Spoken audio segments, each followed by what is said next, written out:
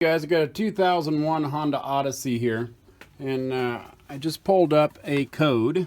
Here's our code. I think you can see that. Knock sensor, one circuit, bank one, or single sensor, P0325.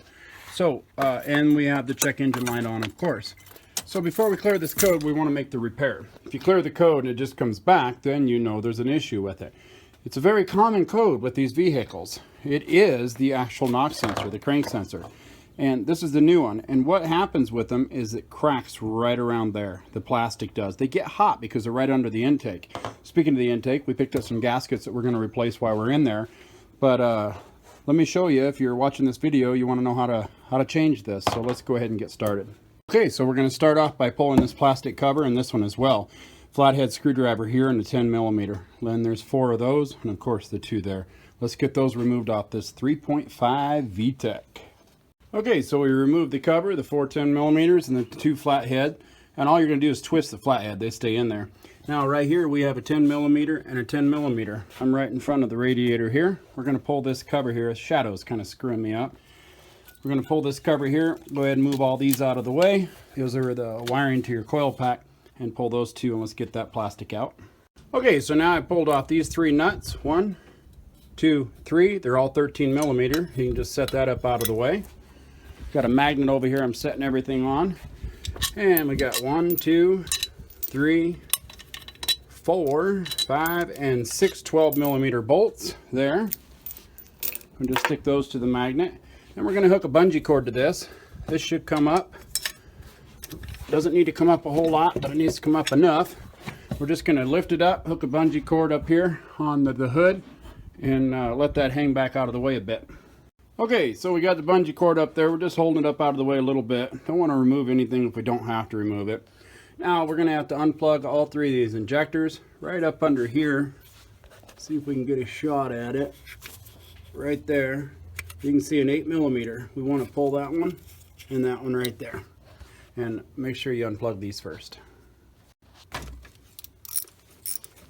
So we've got all 3 of them unplugged. Pull that one, and we'll pull it out with the injectors. Hopefully the injectors stay in the rail. If they don't, it's okay. We can pull them out. We're going to grease those up before we put them back in.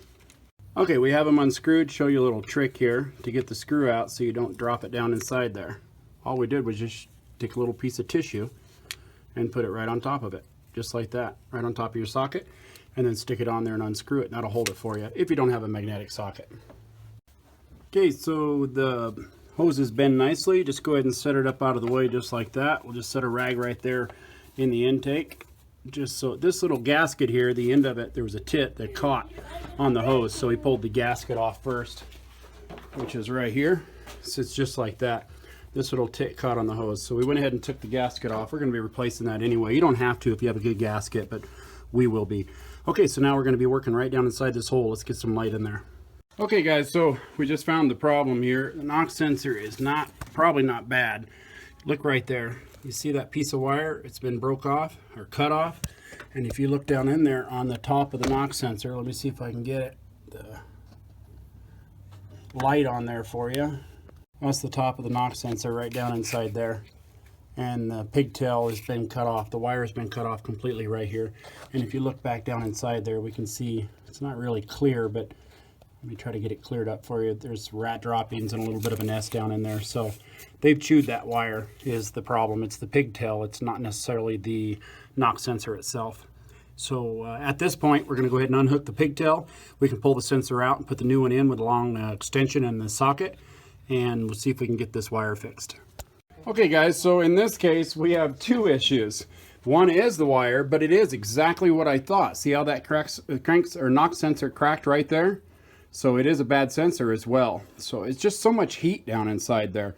So we've got to repair this pigtail and we need to replace the knock sensor. So let's get a socket on that thing. Get down in there, and I have this little stem magnet here I use just to lower it down in there. So you can see now it's right in there where I need it. I set it right on top of the sensor. It only took a second to do that with the magnet. And now I'll stick my extension down in there and crack that loose and get it out of there. Okay, so what I did now is I just fed my swivel, 1/2-inch swivel, and extension on it. Now we can take it out. Okay, we've got the old sensor out. So there's the end of it that we talked about in the beginning of the video, how they like to break, heat up, and separate. So definitely a bad sensor, but in our case too, we need to fix the wiring on that pigtail. So let's get some wire added to this. Okay, got the new knock sensor down inside there, and it's a little further away than here. It's pretty deep, so I had to use a 6-inch extension. So now let's get this wire here, get some more wire added to it, and fix that pigtail. Okay, so we got that sensor down inside there, put the new clip on. Well, the clip that was old, but we added the new wire to. Ran it through here. I used some crayon. I got to pull up this stuff here and clean it up a little bit. But I put a solder on each side of it, and then I used crayon, just heated it up with the soldering gun here, just like this, and just let it drip over top of it. And that'll coat it just like shrink wrap would. So that's it. So now we've got a good connection. We got the good sensor back down in there. We'll put the new gasket in on and run everything backwards the same way that we took it off. So I hope this video helps you out. Please click like, please click subscribe, click on my name underneath this video for all my other how-to videos. And as always, guys, enjoy.